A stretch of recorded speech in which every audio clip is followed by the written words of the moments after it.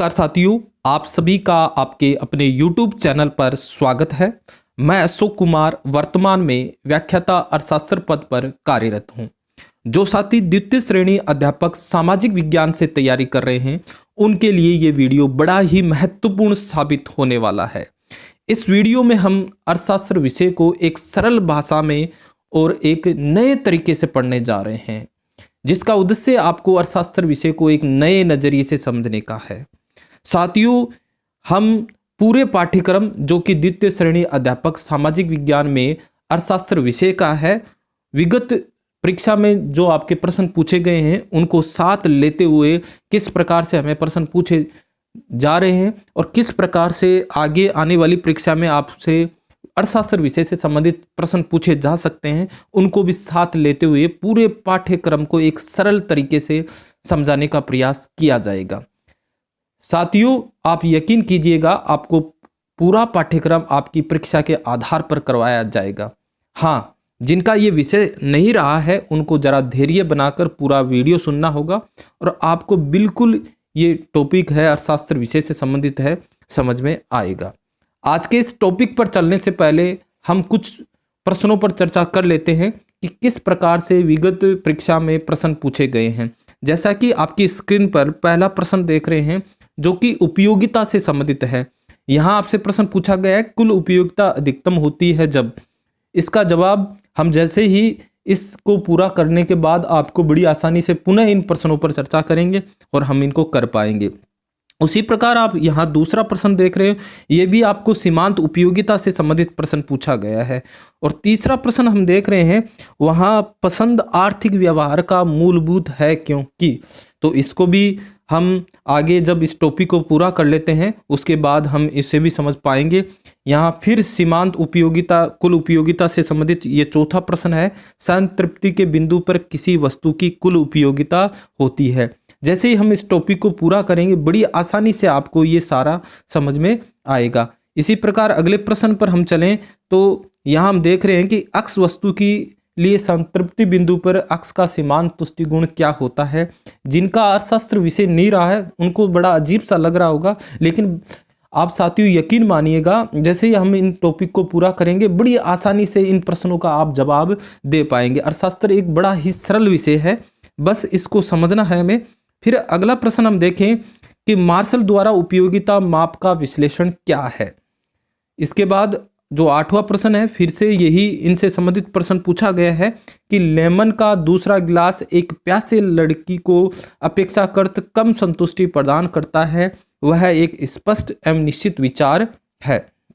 जिनका ये विषय रहा है वो साथी इन प्रश्नों के जवाब है वो कमेंट बॉक्स में जरूर दीजिएगा।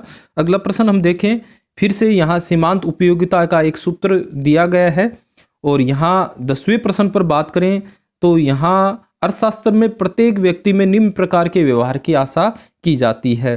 तो ये भी आपसे एक अलग तरीके का प्रश्न पूछा गया है। इन तमाम प्रश्नों पर हम चर्चा करेंगे, इनसे संबंधित क्या हमारा टॉपिक रहेगा उन पर भी हम बात करेंगे। पूर्ण संतुष्टि से क्या आशय है, फिर तुष्टि गुण से क्या अभिप्राय है, 12वां प्रश्न। और यहाँ एक नए तरीके का प्रश्न और 13वां, उपयोगिता व्यक्तिनिष्ठ विचार है, इसका क्या आशय है। और ये इस प्रकार से कुछ विगत प्रश्नों में विगत परीक्षाओं में प्रश्न पूछे गए हैं, उन पर हमने मोटे रूप से चर्चा की है। हम इन सिलेबस पर चलते हुए उससे पहले एक मैं उदाहरण लेता हूँ। एक उदाहरण हम लें जिसमें ये आपको एक स्क्रीन पर लड़का दिखाई दे रहा होगा जिसका नाम राकेश है। ये बगल में उसकी माता खड़ी है और इसके जन्मदिन पर इसकी माता ने इसको 500 रुपये दिए। अब उसके सामने कई विकल्प आ गए, मुख्य रूप से 3 विकल्प देखें कि उन 500 रुपये का वो या तो दोस्तों को पार्टी देगा, या पुस्तक खरीदेगा, या दोस्तों के साथ सिनेमा देखेगा। ये 3 विकल्प उसके सामने खड़े हो गए। अब उसके सामने ये समस्या खड़ी हो गई कि उसके पास पैसे 500 है। अगर ये पैसे बहुत ज़्यादा होते तो उसको किसी प्रकार की कोई दिक्कत नहीं होती, वो दोस्तों को पार्टी भी दे सकता था, पुस्तक भी खरीद सकता था और सिनेमा भी देख सकता था। लेकिन साथियों यहाँ एक बड़ी समस्या उसके सामने आई कि उसके पास जो साधन है, जो पैसे हैं वो सीमित हैं और उसकी आवश्यकताएं हैं वो असीमित हो गई। मतलब यहाँ उसके सामने 3 विकल्प खड़े हो गए। अब उसमें से उसको चयन करना है। तो यहाँ मोटे रूप से हम देखें तो आर्थिक इकाई की विवेकशीलता को लेकर चला जाता है। जो भी आर्थिक इकाई, जहां हम इस व्यक्ति राकेश की बात करें, इस लड़के राकेश की बात करें, ये भी एक आर्थिक इकाई है। जो भी इकाइयां यहाँ ली जाती है, चाहे वो एक उपभोक्ता हो चाहे उत्पादक हो, उन सबको विवेकशील, रेशनल माना जाता है। अब यहाँ उनके सामने, उस लड़के के सामने समस्या खड़ी हो गई क्योंकि उसकी आवश्यकताएं असीमित हो गई। तो यहाँ उसको अपने साधन 500 रुपये का अपनी प्राथमिकता के आधार पर वो उसको खर्च करेगा। तो इस प्रकार हम देखेंगे कि साधनों की सीमितता से उत्पन्न आर्थिक समस्या के कारण क्या है कि भिन्न भिन्न प्राथमिकताओं वाली असीमित आवश्यकताएं हैं। जैसे हमने देखा कि वो पार्टी दे या पुस्तक खरीदे या दोस्तों के साथ सिनेमा देखे, और उनके साधन का वैकल्पिक उपयोग है और आवश्यकता व साधनों के बीच समन्वय। वैकल्पिक उपयोग, जैसे आप ये एक रूम देख रहे हो, उसमें एक स्विच है, बटन है। अब उस स्विच हम देखें कि मान लीजिएगा ट्यूबलाइट का है, तो हमें किसी प्रकार की कोई दिक्कत नहीं, ये स्विच चालू करेंगे और ट्यूबलाइट चालू हो जाएगी। इसका मतलब उस स्विच को चलाने के लिए उसको दबाएंगे तो केवल ट्यूबलाइट चालू होगी। अगर उस स्विच के हम 2 ऑप्शन दे देते कि उस स्विच से हम एक या तो ट्यूबलाइट जला सकते हैं, यानी ऊपर क्लिक करेंगे, ऊपर दबाएंगे तो ट्यूबलाइट चालू होगी, नीचे दबाएंगे तो पंखा चालू होगी। तो हमारे सामने एक विकल्प खड़ा हो गया, एक समस्या खड़ी होगी कि हम ऊपर की तरफ दबाएं या नीचे की तरफ दबाएं। ठीक उसी प्रकार अगर 500 रुपये उसकी माता ने उसको दिए हैं राकेश को, और केवल वो एक, मान लीजिएगा कि उससे पुस्तक ही खरीदी जाती, तो उसके सामने फिर भी मान लें कि कोई समस्या नहीं खड़ी हुई, लेकिन उस 500 रुपये से वो पार्टी में भी कर सकता है, सिनेमा भी देख सकता है, इसके विभिन्न प्रयोग हो सकते हैं।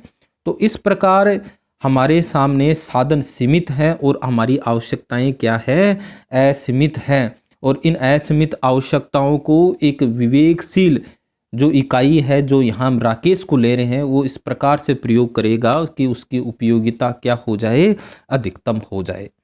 ठीक है, अब हम जो आज के इस टॉपिक पर जो पढ़ने जा रहे हैं उस पर बात करें, वो है हमारा तुष्टिगुण, उपयोगिता या यूटिलिटी।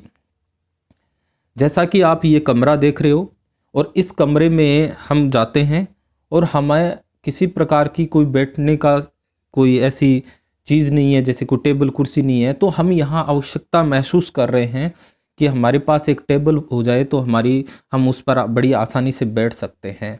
तो कहने का तात्पर्य यहाँ यूटिलिटी या उपयोगिता का मतलब है आवश्यकता संतुष्टि के गुण को ही उपयोगिता कहते हैं।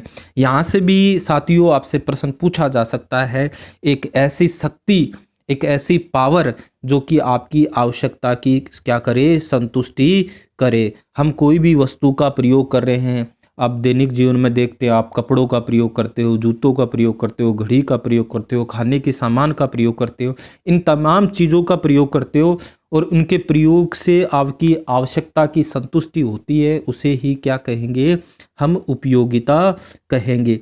और दूसरी बात आप ध्यान में रखना कि ये जो उपयोगिता, यूटिलिटी है, तुष्टि गुण है, वो व्यक्ति परक है, सब्जेक्टिव है।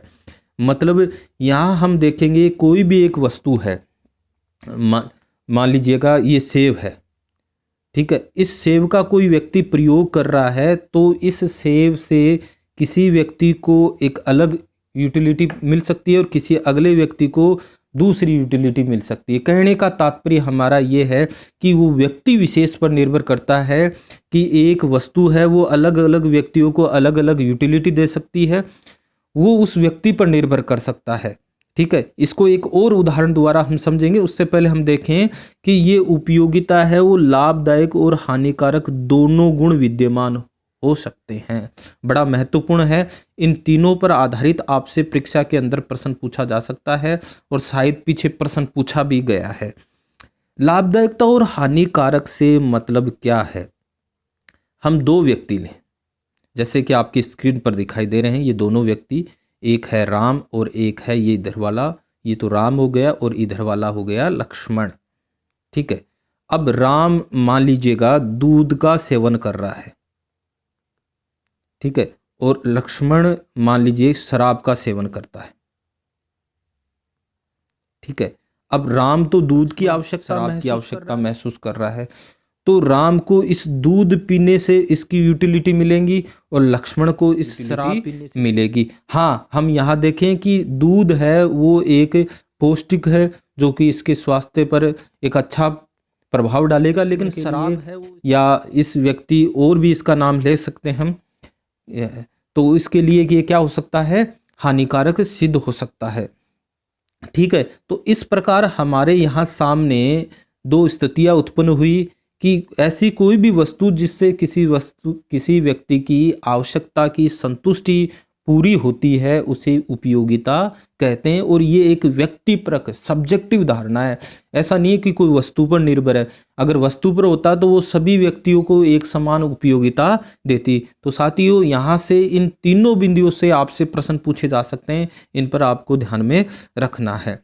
अब दो दृष्टिकोण हैं, दो तरीके हैं कि इसको किस प्रकार से हम निर्धारित कर पाएं कि हमें उपयोगिता जो यूटिलिटी है वो कितनी प्राप्त हुई है। जैसा कि साथियों हम देखते हैं एक गिलास है और इस गिलास में आधा पानी से भरा हुआ है, तो दो नज़रिए हैं, कुछ व्यक्ति कहेंगे कि आधा गिलास भरा हुआ है और कुछ व्यक्ति कहेंगे आधा गिलास खाली है।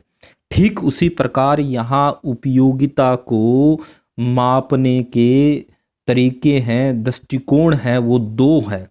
एक है गणनावाचक कार्डिनल अप्रोच और एक है क्रमवाचक दृष्टिकोण। यहाँ आपको इन दोनों को ध्यान में नहीं रखना है, आपसे यहाँ से प्रश्न नहीं पूछा जाएगा, सिर्फ आप यहाँ ध्यान में रखो कि इस यूटिलिटी को मापने के दो तरीके हो सकते हैं, दो दृष्टिकोण हैं, दो नज़ीरे हैं, दो अवधारणाएं हम मान सकते हैं, एक है गणनावाचक और एक है कर्मवाचक। तो साथियों, आप तुष्टि गुण को, उपयोगिता को तो समझ गए होंगे, इसमें लाभदायक भी हो सकता है और हानिकारक भी हो सकता है। केवल हम यहाँ देखेंगे कि ऐसी शक्ति जो कि आवश्यकता को क्या करे, संतुष्ट करे, उसको उपयोगिता यूटिलिटी कहेंगे। अब हम गणनावाचक पर चलें, इसको एक टेबल के द्वारा भी समझेंगे। बड़ा आसान सा काम है, बड़ा सरल सा काम है, आपको धैर्य बनाकर रखना है, इस वीडियो को पूरा देखना है, बिल्कुल आपको ये समझ में आएगा। और साथियों, जिन्होंने इस चैनल को अब तक सब्सक्राइब नहीं किया वो सब्सक्राइब ज़रूर करें, अपने कमेंट बॉक्स में ज़रूर देवें कि आपको ये वीडियो कैसा लगा। मैं और भी अच्छे तरीके से आपको आपके पाठ्यक्रम के अनुसार आपका ये विषय लेकर आऊँगा। गणनावाचक दृष्टिकोण जिसमें मुख्यतः अर्थशास्त्री हैं, यहाँ से भी शायद आपसे प्रश्न पूछा जा सकता है, इसलिए एक दो अर्थशास्त्रियों के आप नाम ध्यान में रखना। एक तो है मार्शल, पिगू जैसे नव क्लासिकल है, जिन्होंने ये अप्रोच दी कि उपयोगिता को हम क्या कर सकते हैं, माप सकते हैं, मापन कर सकते हैं, गणना कर सकते हैं, जैसा कि इनके नाम से ही पता चल रहा है, गणना। और एक है कर्म। इसको, इस वाले जो दृष्टिकोण है, इस वाले जो अर्थशास्त्री है गणनावाचक वाले, वो उपयोगिता के बारे में कहते हैं कि उपयोगिता को मापा जा सकता है, जबकि क्रमवाचक कहते हैं कि इनको मापा नहीं जा सकता। ठीक है, तो इससे संबंधित कुछ और बिंदु हम लें, यहाँ से भी आपसे प्रश्न पूछा जा सकता है कि गणनावाचक दृष्टिकोण के अंतर्गत इन्होंने ये माना कि यूटिलिटी का माप किया जा सकता है, मेजरेबल है, मापन किया जा सकता है। जैसे हम लंबाई को मापते हैं, वजन को मापते हैं, दूरी को मापते हैं, इस प्रकार इसको एक अंकीय माप के द्वारा मापा जा सकता है। आगे दोस्तों हम इसको आपको विस्तार से समझाएंगे किस प्रकार इसका मापन किया जा सकता है। उसके लिए इन्होंने एक काल्पनिक इकाई ली है, यूटिल्स। क्या ली है? यूटिल्स। यूटिल्स के द्वारा इसको मापा जा सकता है। यूटिल्स के द्वारा किस प्रकार इसको मापा जाएगा उसको हमें आगे एक तालिका के द्वारा समझेंगे। फिलहाल आप ये जानिए कि इस गणनावाचक अप्रोच के अनुसार इनका मानना है कि यूटिलिटी को क्या किया जा सकता है, मापन किया जा सकता है। आगे चलें हम। फिर इसके बाद इसमें ये लिया गया है कि मुद्रा की जो सीमांत उपयोगिता वो स्थिर है। अब यहाँ ये बड़ा ही महत्वपूर्ण, हम यहाँ इसकी मान्यता ले सकते हैं, यहाँ से भी आपसे प्रश्न पूछा जा सकता है। फिलहाल आप देखिए इसमें कि मुद्रा की सीमांत उपयोगिता की स्थिरता का मतलब क्या है।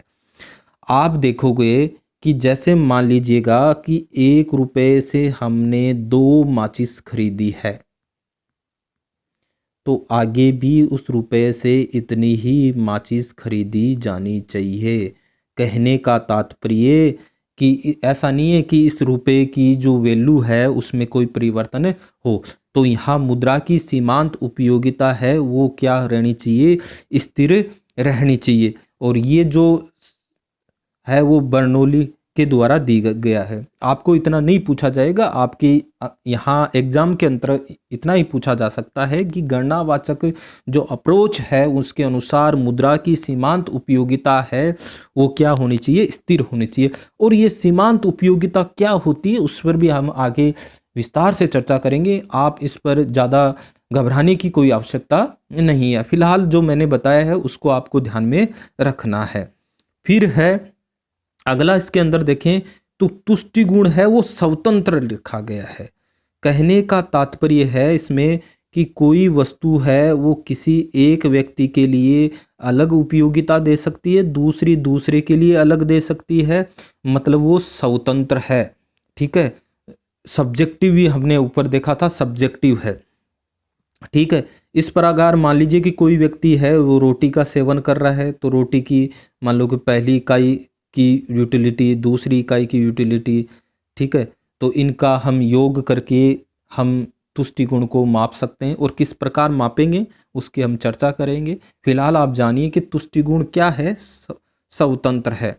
इसके आधार पर, इसको जरा हम थोड़ा पढ़ लेंगे। इसके आधार पर उपभोक्ता को किसी वस्तु से प्राप्त तुष्टिगुण पूर्णतः उसी वस्तु की मात्रा पर निर्भर करता है। अर्थात उपभोक्ता को एक वस्तु से जो तुष्टिगुण प्राप्त होता है वह उपभोग की कई अन्य वस्तुओं की मात्रा पर निर्भर नहीं होता, बल्कि वह तो केवल उसी वस्तु की उपभोग की गई अपनी मात्रा पर निर्भर करता है। इस मान्यता के आधार पर एक व्यक्ति द्वारा क्रय की गई समस्त वस्तुओं के समूह से जो कुल तुष्टिगुण प्राप्त होता है वह विभिन्न वस्तुओं से प्राप्त इकाइयों का योग करके प्राप्त किया जा सकता है। इस प्रकार तुष्टिगुण को योगात्मक मानते हैं।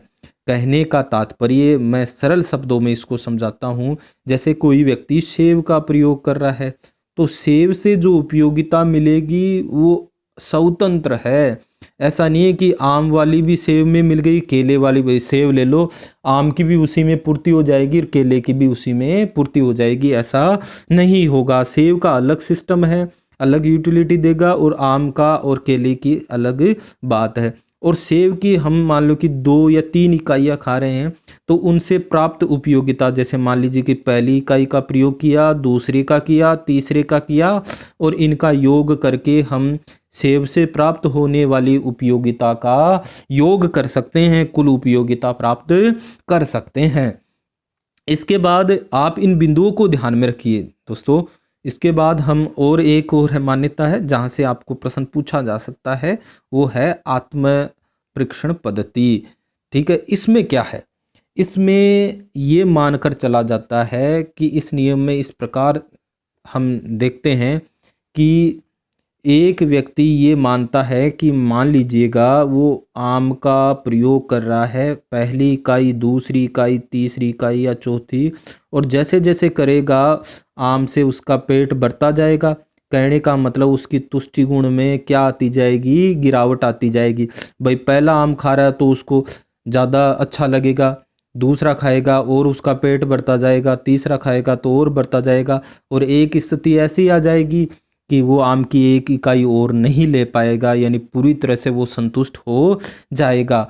तो धीरे धीरे उसकी जो उपयोगिता है, उसकी जो ललक है, लालसा है, जिसको हम उपयोगिता कह रहे हैं, और उसकी आवश्यकता जो संतुष्टि है उसमें धीरे धीरे क्या होती जाएगी, पूर्ति होती जाएगी, और धीरे धीरे क्या आती जाएगी, गिरावट आती जाएगी।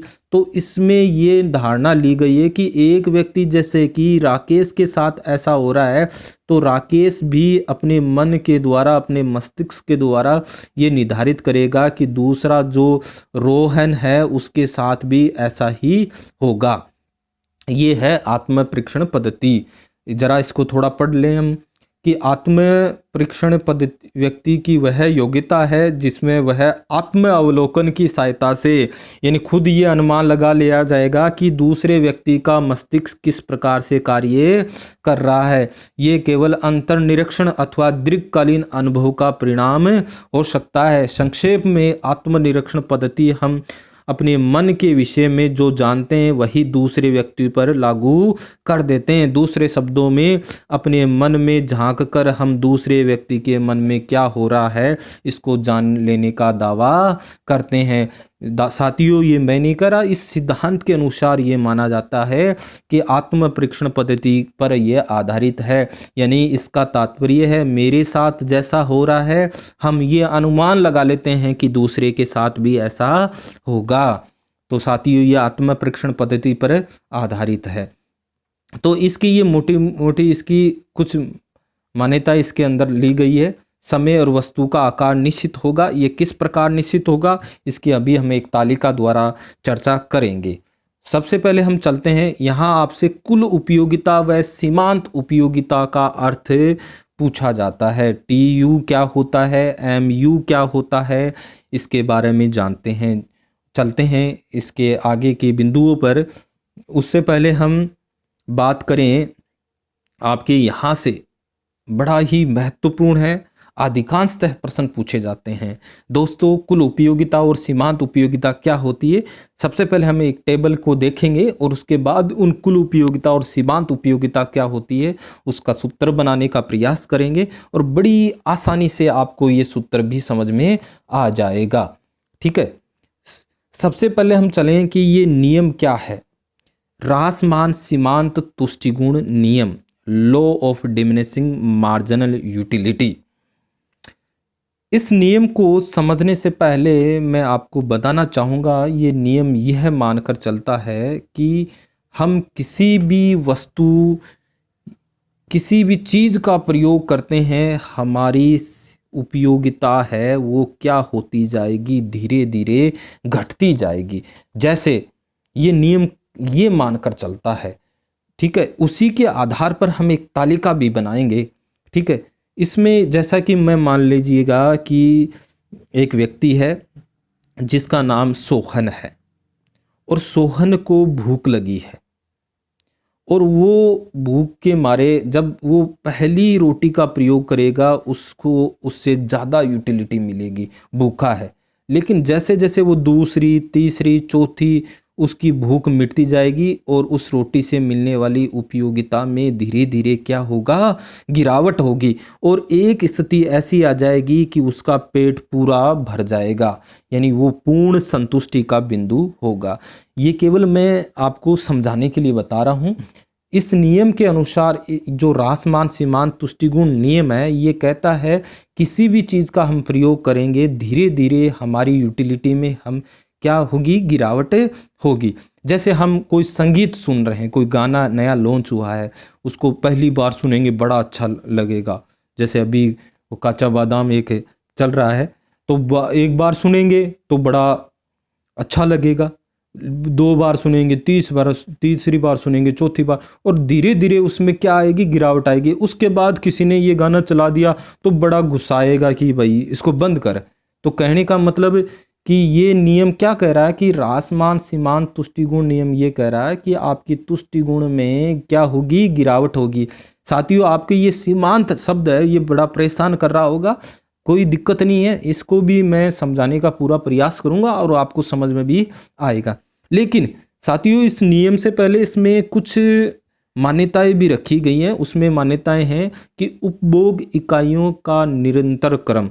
ऐसा नहीं है कि जिस व्यक्ति ने निरंतर क्रम का मतलब है जैसे भूख लगी है, उसने पहली रोटी का प्रयोग कर लिया और उसने 1 घंटे का गैप दे दिया, फिर वो रोटी खाने के लिए बैठा, तो निश्चित रूप से वहाँ उसकी उपयोगिता घटेगी नहीं, बढ़ जाएगी। 1 घंटे या 2 घंटे के बाद तो उसे पुनः वैसी की वैसी भूख लग जाएगी। तो कहने का मतलब ये गिरावट कब होगी, जब खाना खाने बैठ गया, पहली रोटी खाए, दूसरी रोटी खाए, तीसरी रोटी खाए, चौथी रोटी खाए, तो जाकर उसकी ये नियम इस स्थिति में। तो यहाँ हम देखेंगे उपभोग इकाइयों का निरंतर क्रम भी होना चाहिए। साथ ही साथ दूसरी हम देखें उपभोग इकाइयों का पर्याप्त आकार।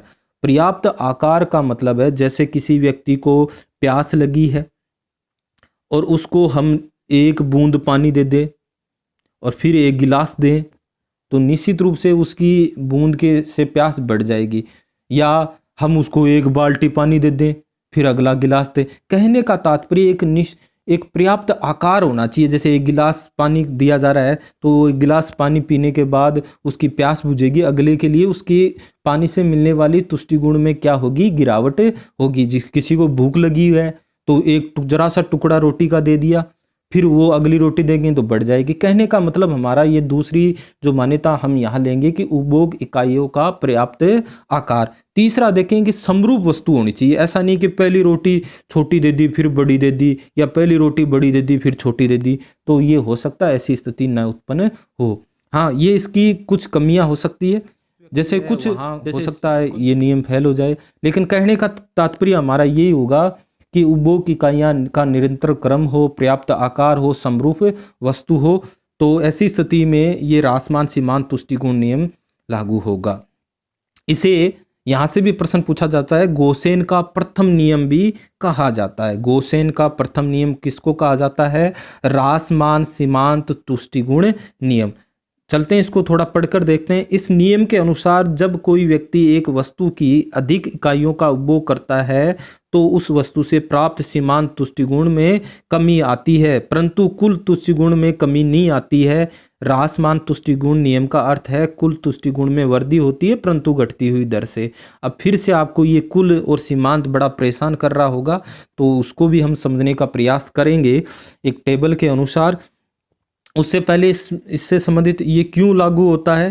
क्योंकि व्यक्ति समस्त आवश्यकताएं असीमित होती है किंतु किसी एक आवश्यकता को पूर्ण रूप से संतुष्ट किया जा सकता है। हम देखें कि एक समय में हमारी बहुत सारी आवश्यकता होती है, जैसे हम रोटी खाएं, कोई आम लें, कोई रसगुल्ला खाएं, कोई सेब खाएं, लेकिन सभी को तो हम प्राप्त नहीं कर सकते, लेकिन एक समय में एक की तो पूर्ण संतुष्टि हम प्राप्त कर सकते हैं। जैसे हम रोटी खाने के लिए बैठे हैं तो हम रोटी का प्रयोग करके हम अपनी एक बार भूख मिटा सकते हैं, अपनी आवश्यकता की पूर्ति कर सकते हैं।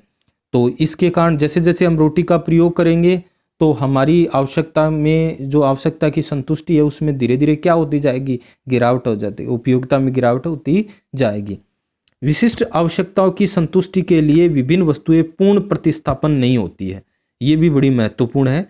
इस नियम तभी लागू होता है क्योंकि जैसे हम मान ली कि कोई चीज़ का आम का प्रयोग कर रहे हैं तो आम से मिलने वाली तुष्टिगुण आम से ही प्राप्त होगी। जैसा कि मैंने ऊपर बताया, तुष्टिगुण इसमें स्वतंत्र माना गया है। ऐसा नहीं कि आम की हम इकाइयों में प्रयोग कर रहे हैं तो इसमें तुष्टिगुण में क्या आ रही है, गिरावट आ रही है, तो आम के स्थान पर हम केले का प्रयोग करके आम की फीलिंग ले लें, ऐसा नहीं होगा। अगर आम की हम फीलिंग लेनी है, आम को अगर हमें खाना है तो आम का ही प्रयोग करना होगा, वो केले के प्रयोग के द्वारा आम की पूर्ति नहीं होगी। अब हम एक टेबल जहाँ से आपको अधिकांशतः प्रश्न पूछे जाते हैं उनके बारे में चलते हैं। जैसा कि ये आप टेबल देख रहे हैं, इसमें हम देखें कि हमने देखा रासमान सीमांत उपयोगिता नियम क्या कहता है। जैसे जैसे हम किसी इकाइयों का प्रयोग कर रहे हैं हमारी उपयोगिता में गिरावट होगी, है ना। तो हम यहाँ जैसे ये वस्तु की इकाइयाँ ले रहे हैं, ये मान ले रोटी की इकाई है, ठीक है। रोटी की पहली इकाई, दूसरी इकाई, तीसरी इकाई, चौथी इकाई, 5, 6, 7 इकाइयाँ मैंने इस तालिका में ली है। और ये तालिका एक काल्पनिक तालिका है, इसको हमने बनाया है, हमें समझने में आसानी हो इसलिए इसको बनाया गया है। सिर्फ इस नियम को हम मद्देनज़र रखते हुए इस तालिका को बनाया है। और ये नियम क्या कहता है कि किसी निश्चित समय में किसी वस्तु की हम निरंतर इकाइयों का प्रयोग करेंगे तो हमारी उपयोगिता में क्या होगी, गिरावट होगी। जैसा कि पहली इकाई की उपयोगिता में 10 मिल रही है, दूसरी की 8, तीसरी की 6, 4, 2, 0। और यहाँ देखें जैसे 0 हो गया, हमारा पेट पूरा भर गया, यानी रोटी की हमने 6ठी इकाई ली है तो पूरा पेट भर गया। इसके बाद अगर हम और लेंगे तो हमारी उपयोगिता ऋणात्मक हो जाएगी, मतलब इनो वगैरह कुछ लेना पड़ेगा, दिक्कत खड़ी हो जाएगी। तो इस प्रकार यहाँ ये जो 10, 8, 6, 4 है, ये कहीं आपको ज़्यादा इस पर जोर डालने की ज़रूरत नहीं है, ये हमने बनाई है हमारे समझने के लिए। आप इसकी जगह 10, 9, 8 भी कर सकते हो। तो आप यहाँ ये ध्यान में रखना है कि इसको बनाते समय आप 20 लो, कुछ भी लो, लेकिन वो क्या होनी चाहिए, धीरे धीरे उसमें क्या होनी चाहिए, गिरावट होनी चाहिए, कमी आनी चाहिए। ठीक है। और हमने ये गणनावाचक किससे संबंधित, और गणनावाचक में हमने क्या देखा कि उपयोगिता का क्या किया जा सकता है, मापन किया जा सकता है। जैसे कोई व्यक्ति भूखा है, उसको भूख लगी है, तो वो सोच रहा है कि मुझे पहली रोटी मिल जाए, तो वो उसको लिए 10 रुपये देने के तैयार है, यानी 10 यूटिल्स, और उसके बराबरी उसकी उपयोगिता है। तो इसको रुपए के बराबर उपयोगिता मानकर चलते हैं। तो इसका मतलब है पहली रोटी 10 के बराबर उपयोगिता दे रही है। अगली इकाई का प्रयोग कर रहे हैं तो उसकी उपयोगिता में गिरावट हुई, 8 हो गई, फिर 6 हो गई, फिर 4 हो गई, फिर 2 हो गई। यह है सीमांत तुष्टि गुण। ठीक है। अब पहली इकाई के कारण कुल उपयोगिता कितनी है, 10 है। दूसरी इकाई के कारण कुल उपयोगिता कितनी होगी, 10 और 8 कितनी होगी, 18। यानी हम देख रहे हैं कि 2 इकाइयां ले ली, तो पहली इकाई से कितनी मिली, 10, दूसरी से कितनी मिली, 8, दोनों का योग कितना हो गया, 18 हो गया ना। तीसरी इकाई से हम देखें तो कुल उपयोगिता कितनी हो गई, 24 हो गई। 24 कैसे आई, पहली इकाई से कितनी मिली, 10, दूसरी से कितनी मिली, 8, तीसरी से कितनी मिली, 6। ठीक है। तो इनका योग करेंगे तो कितना आ जाएगा, 24 आ जाएगा। चौथी इकाई से कुल उपयोगिता कितनी मिली, 28। तो कैसे हुआ, 10, 8, 6 और 4 का योग। इसका मतलब हम ऐसा भी कर सकते हैं कि 10 है, ठीक है, 10 में 8 जोड़ेंगे, ये 18 हो गया। 18 में 6 जोड़ दें, 24 हो गया। 24 में 4 जोड़ दें, 28 हो गया। 28 में 2 जोड़ दें, 30 हो गया। और ये 0 है, 30 हो गया। ठीक है। तो इस प्रकार ये कुल उपयोगिता है। अब सीमांत उपयोगिता कैसे प्राप्त हुई, जैसे पहली इकाई की कितनी उपयोगिता है, कुल 10 है। दूसरी इकाई की कुल उपयोगिता कितनी है, 18 है। ठीक है। इसका मतलब पहली इकाई रोटी की ली 10, दूसरी ली तो 18, यानी कुल उपयोगिता में कितने का परिवर्तन हुआ, 18 माइनस 10 यानी 8। ठीक है। तीसरी इकाई की कुल उपयोगिता कितनी है, 24 है, और दूसरी की कितनी है, 18 है। इस प्रकार आपसे पूछे कि तीसरी इकाई का प्रयोग करने पर सीमांत उपयोगिता कितनी प्राप्त हुई, 6 प्राप्त हुई। कैसे हुई, 24 माइनस 18 बराबर कितने हो जाएंगे, आप 6 हो जाएंगे। ठीक है ना। इसी प्रकार हम देखें कि चौथी इकाई की सीमांत उपयोगिता कितनी आई, 4। कैसे आई, 28 माइनस 24। तो इस प्रकार सीमांत उपयोगिता की परिभाषा क्या बनी कि एक अतिरिक्त इकाई, जैसे 1 से 2 कर लें तो कुल उपयोगिता कितनी हुई, 10 थी, और 10 से कितनी होगी, 18। कितने का परिवर्तन हुआ जी, 8 का परिवर्तन हुआ। तो इस प्रकार हमारे सामने परिभाषा बनकर क्या आई कि एक अतिरिक्त इकाई का उपभोग करने पर कुल उपयोगिता में जो परिवर्तन होता है उसे सीमांत उपयोगिता कहते हैं। ठीक है। जैसा कि आप देखें कि तीसरी इकाई की सीमांत उपयोगिता आपसे कोई पूछे तो क्या होगा, 24 माइनस 18, यानी दूसरी इकाई की कितनी थी, 18, तीसरी की कुल उपयोगिता कितनी थी, 24। तो 24 में से 18 घटाया तो कितना बचा, 6 बचा। तो इस प्रकार हमारे सामने सीमांत उपयोगिता का सूत्र क्या निकल कर आया, MUN बराबर TUN माइनस TUN माइनस 1। पुनः देख लीजिएगा कि क्या सूत्र बन के आया हमारे पास, MUN बराबर TUN माइनस TUN माइनस 1। ठीक है। कैसे, क्या मतलब हुआ इसका, MUN का मतलब जैसे MUN, जैसा कि आप n की जगह मान लीजिए तीसरी इकाई ले रहे हो, तीसरी इकाई की सीमांत उपयोगिता आप ज्ञात करना चाह रहे हो, 3 लिख दिया, बराबर क्या हुआ, TUN, n का मतलब तीसरी इकाई 3 माइनस TUN, n कितनी, कौन सी इकाई की पूछ रहे हैं, तीसरी की, 3 माइनस 1। यही तो था सूत्र में हमने मान रखा। तो TU3, 3 का मान कितना है, TU3 का, तीसरी इकाई की उपयोगिता का 24 माइनस TU3 माइनस 1। 3 माइनस 1 का मतलब हो गया 3 में से 1 घटाया 2 बचा, यानी दूसरी इकाई की, तो वो कितनी है, 18। तो 24 में से 18 घटाया तो कितना बचा, 6 बच गया। इसका मतलब सीमांत उपयोगिता तीसरी इकाई का क्या आया, 6 आया। तो सीमांत उपयोगिता का आपसे प्रश्न पूछा जा सकता है या मान देकर भी आपसे प्रश्न पूछा जा सकता है। तो सीमांत उपयोगिता आप समझ गए होंगे। कुल उपयोगिता की क्या परिभाषा बनेगी, कुल उपयोगिता जैसे आपसे पूछे 4 इकाई की कुल उपयोगिता कितनी है, 28 है जी। कैसे की, 10, 8, 6 और 4 का योग किया। तो कुल उपयोगिता की परिभाषा क्या हुई, किसी निश्चित समय में वस्तु की विभिन्न इकाइयां, विभिन्न कितनी है, यहाँ 4 इकाइयां तो 4 की मान ले, विभिन्न इकाइयों का उपभोग करने पर प्राप्त उपयोगिता का योग करेंगे तो हमें क्या प्राप्त होगा, कुल उपयोगिता। क्या प्राप्त होगी, कुल उपयोगिता। तो आपसे चौथी इकाई की कुल उपयोगिता प्राप्त होगी, पांचवी की प्राप्त हो गई, तो पांचवी की कितनी है, 30 हुई। तो 30 कैसे हुई, 10, 8, 6, 4, 2 का योग हम करेंगे तो हमें कुल उपयोगिता प्राप्त होगी। तो इस प्रकार से हम देखें तो ये तालिका हमें क्या समझाना चाहती है उसको समझने का प्रयास कीजिए कि सीमांत तुष्टिगुण नियम, जो रासमान सीमांत उपयोगिता नियम है, उसके अनुसार हम विभिन्न इकाइयों का प्रयोग करेंगे तो हमारी उपयोगिता क्या होती जाएगी, घटती जाएगी।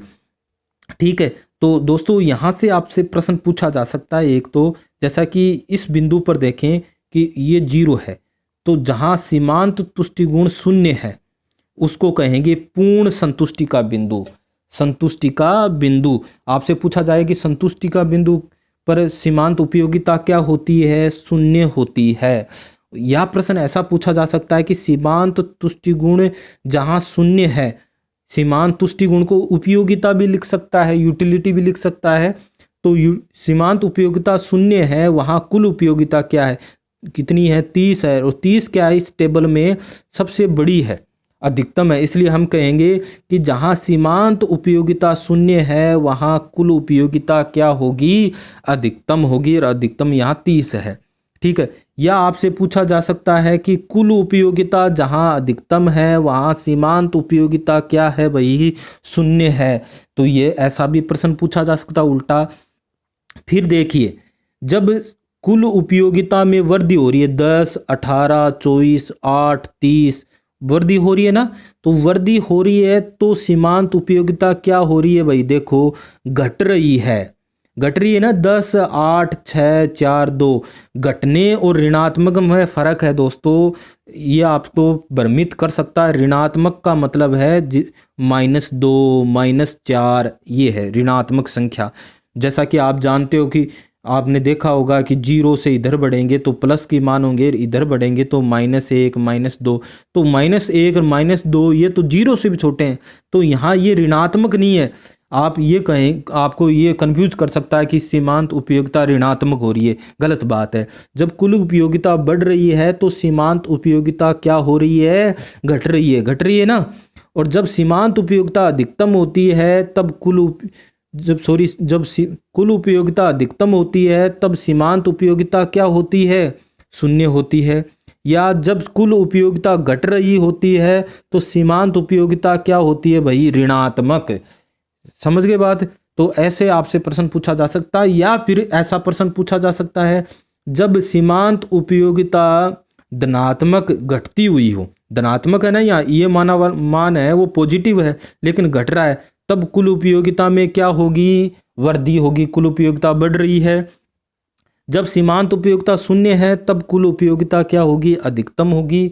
और जब सीमांत उपयोगिता ऋणात्मक है तब कुल उपयोगिता में क्या होने लग जाएगी, कमी होने लग जाएगी। तो दोस्तों बड़ी सरल सी टेबल है, बड़ी आसान सी टेबल है। आप 10, 8, 6, 4, 2 इस प्रकार से सीमांत उपयोगिता को बनाइए और इधर उसके आधार पर कुल उपयोगिता को बनाइए, और यहाँ से आपको प्रश्न पूछे जाते हैं। इससे संबंधित चित्र है, जो डायग्राम है, बड़ा आसान सा है, इस पर आपको ज़्यादा नहीं जाना है क्योंकि आपके ज़्यादा ऑब्जेक्टिव प्रश्न होते हैं। जैसा कि हम देखें, यहाँ आप कुल उपयोगिता ले लेना, कुल उपयोगिता का पैमाना लेकर आप जो ऊपर वाला जो डायग्राम दिखाई दे रहा है उसमें आप कुल उपयोगिता का इधर दर्शा के, तो कुल उपयोगिता आप पैमाना लेकर 4, 8 इस प्रकार से पैमाना ले लोगे। इधर सीमांत उपयोगिता का पैमाना ले लेना, ठीक है। और इधर आप जो रोटी की इकाई है 1 2 3 4 5 6, और इधर भी बिल्कुल इसके नीचे जस्ट ऐसा कैसा ये इकाइयाँ यहाँ जो क्षैतिज अक्ष है उस पर ले लेना। और ऊपर वाली टेबल को देखकर कुल उपयोगिता का वक्र बनाना, जो यहाँ अधिकतम हो रहा है 30 और इसके बाद इसमें गिरावट हो रही है, और यहाँ आप सीमांत उपयोगिता वाला जो टेबल में देखकर वो बना लेना। और आप देख रहे हो कि यहाँ सीमांत उपयोगिता इस एक्स अक्ष पर काट रही है, इसका मतलब सीमांत उपयोगिता यहाँ शून्य है, और जहाँ सीमांत उपयोगिता शून्य है वहाँ कुल उपयोगिता क्या है, अधिकतम है। ठीक है, जब कुल उपयोगिता बढ़ रही है तो सीमांत उपयोगिता क्या हो रही है, घट रही है, दिख रहा है ना। जब सीमांत उपयोगिता आप देख रहे हो कि यहाँ क्या है, ऋणात्मक है, तो कुल उपयोगिता में क्या हो रही है, कमी हो रही है। तो इस प्रकार से आपको यहाँ भाषा के आधार पर अलग अलग तरीके से प्रश्न पूछे जा सकते हैं, तो उनको आपको इसको ध्यान में रखना है। तो उम्मीद करता हूँ ये टेबल है वो आपको समझ में आ गई होगी। तो आपको इसको एक बार 2 बार इस वीडियो को देखना। अब हम इससे संबंधित जो प्रश्न हमारे दे रखे थे उन पर चर्चा करते हैं, चलते हैं उन प्रश्नों पर। जैसा कि ये पहला प्रश्न आपके द्वितीय श्रेणी अध्यापक सामाजिक विज्ञान में पूछा गया था आपके 2nd ग्रेड एग्जाम में, कि कुल उपयोगिता अधिकतम होती है तो क्या होता है, सीमांत उपयोगिता शून्य होती है या औसत उपयोगिता शून्य होती है, या सीमांत उपयोगिता अधिकतम होती है या औसत उपयोगिता अधिकतम होती है। तो दोस्तों जैसा कि मैं पुनः उस तालिका पर ले चलता हूं जहां मैंने आपको बताया था कि जहां कुल उपयोगिता क्या है, यहाँ देखिए आप अधिकतम है, तो सीमांत उपयोगिता क्या है, शून्य है। यहाँ सीमांत उपयोगिता है न कि औसत उपयोगिता है। औसत जानते हो आप, राशियों का योग बटे राशियों की संख्या। मान लीजिए ये कुल उपयोगिता कितनी है, 10 है, 10 में इकाई का भाग देंगे 1 का, 18 में 2 का भाग देंगे, 24 में 3 का भाग देंगे, तो हमारी औसत उपयोगिता एवरेज यूटिलिटी प्राप्त होगी। लेकिन यहाँ सीमांत तुष्टिकोण को हम दे रखा है। तो आप इसका क्या जवाब होगा वो आप इस पहले प्रश्न का जवाब आप कमेंट बॉक्स पर जरूर दीजिएगा कि इसका जवाब क्या होगा। इसी प्रकार कोई वाई वस्तु है, उसके पूर्ण संतुष्टि पर MUY क्या होगी, MUY मतलब वाई वस्तु की सीमांत उपयोगिता। यहाँ कंफ्यूज किया, इसको MU लिख दिया वाई, तो ये क्या है, वाई वस्तु की सीमांत उपयोगिता। और जहाँ कोई वस्तु वाई ले रखी है, अब वाई हो सकती है, एक्स हो सकती है, आम हो सकता है, केला हो सकता है, उसके पूर्ण संतुष्टि बिंदु पर सीमांत उपयोगिता क्या होती है। इस क्वेश्चन नंबर 2 का भी आपको जवाब कमेंट बॉक्स पर देना है। ठीक है, इसके बाद मैं तीसरे प्रश्न पर चलूं कि तीसरा प्रश्न क्या है, पसंद आर्थिक व्यवहार का मूलभूत है क्योंकि हम देखते हैं कि लोगों की आवश्यकता की तुलना में हमारे साधन क्या हैं, सीमित है। मैंने ये आपको शुरू में बताया था कि साधन सीमित है और आवश्यकताएं क्या है, असीमित। तो हमें आर्थिक व्यवहार इस प्रकार से करना है कि हमें हमारे सीमित साधनों का इस प्रकार से प्रयोग करना है जिससे हमारी उपयोगिता क्या हो, अधिकतम प्राप्त हो। तो तीसरे प्रश्न का जवाब मैंने आपको दे दिया है, लेकिन ऊपर के 2 प्रश्न हैं उनका जवाब आपको देना है। आगे प्रश्न पर चलें।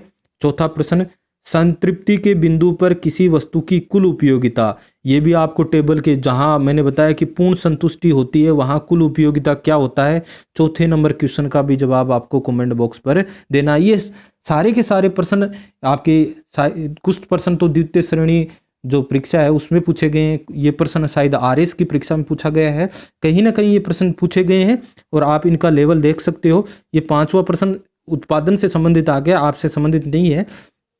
छठा प्रश्न देखिए, वहां वाई वस्तु थी, यहाँ अक्स वस्तु दे दी, इसके संतृप्ति बिंदु पर अक्स का सीमांत तुष्टि गुण क्या होता है। तो यहाँ आपको भ्रमित होने की आवश्यकता नहीं है कि अक्स वस्तु दे दी कि वाई वस्तु दे दी, उस पर कंफ्यूज होने की आवश्यकता नहीं है। इसका जवाब भी आपको देना है।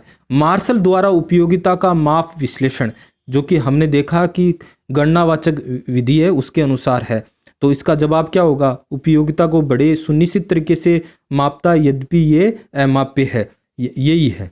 क्योंकि है तो अमाप्य, उपयोगिता का मापन नहीं किया जा सकता, लेकिन मार्शल क्या मान रहे हैं कि उपयोगिता को क्या किया जा सकता है, मापा जा सकता है, मापन किया जा सकता है। जैसे लंबाई को, वजन को, इनको माप सकते हैं, ठीक उसी प्रकार से। तो इसका जवाब ये होगा। अगला प्रश्न देखें, लेमन का दूसरा गिलास एक प्यासी लड़की को अपेक्षाकृत कम संतुष्टि प्रदान करता है, वह यह स्पष्ट एवं निश्चित विचार है। मांग का नियम है, घटती प्रत्याय का नियम है या घटती उपयोगिता का नियम है या पूर्ति के नियम है। तो हमने देखा कौन सा, घटती उपयोगिता का नियम। और घटती जो सीमांत उपयोगिता का नियम है, ह्रासमान सीमांत उपयोगिता जो नियम लिया है, उसमें क्या होगा कि हम कोई भी वस्तु का प्रयोग करते हैं, धीरे धीरे हमारी उपयोगिता में क्या आती है, गिरावट आती है। और ये सीमांत उपयोगिता का सूत्र का आपको जवाब देना है, क्योंकि मैंने आपको इस वीडियो के अंतर्गत इसके बारे में जरूर बताया है, उसको देखना है। और अर्थशास्त्र में प्रत्येक व्यक्ति निम्न प्रकार के व्यवहार की आशा की जाती है। तो ये भी मैंने आपको बताया है कि जो आर्थिक इकाई है उसको कैसा माना गया है, विवेकपूर्ण माना गया है। और पूर्ण संतुष्टि से क्या आशय है, पूर्ण संतुष्टि से आशय क्या है, तो ये आपको बताना, मैंने टेबल में बताया था आपको कि पूर्ण संतुष्टि के बिंदु पर क्या होता है। इसका भी कमेंट बॉक्स पर आप ज़रूर जवाब देना, और इसका बिल्कुल जवाब देना, और मैं मान जाऊंगा कि आपको ये टॉपिक ज़रूर समझ में आया होगा। तुष्टि गुण से अभिप्राय क्या है, ये भी आपको प्रश्न पूछा गया है, तो इसका भी आपको कमेंट बॉक्स के अंदर जवाब देना है। और उपयोगिता व्यक्तिनिष्ठ विचार है, इसका आशय क्या है। मैंने बताया कि उपयोगिता स्वतंत्र भी है और व्यक्तिनिष्ठ है, मतलब अलग अलग व्यक्तियों के लिए उपयोगिता अलग अलग हो सकती है, और एक वस्तु भी अलग अलग व्यक्तियों को अलग अलग उपयोगिता दे सकती है, कि विभिन्न वस्तुओं की उपयोगिता भिन्न भिन्न होती है। ऐसे नहीं सभी को एक जैसी हो, अलग अलग होगी। तो ये इसका एक जवाब होगा। तो इस प्रकार दोस्तों, मैंने ये आपके द्वितीय श्रेणी अध्यापक की जो तैयारी कर रहे हैं उनके लिए पहला वीडियो है। आप इस वीडियो को ज़रूर देखें, और जिन्होंने इस वीडियो को अब तक सब्सक्राइब नहीं किया, सब्सक्राइब ज़रूर करें, और आपके अपने कमेंट बॉक्स पर ज़रूर देवें कि आपको ये वीडियो कैसा लगा। आपके सुझाव मेरे लिए मूल्य होंगे, सुझाव ज़रूर दीजिएगा, जिससे मुझे हौसला मिले और आपके लिए और अधिक अच्छा मैं मैटर बना पाऊँ। आज के लिए बस इतना ही, धन्यवाद।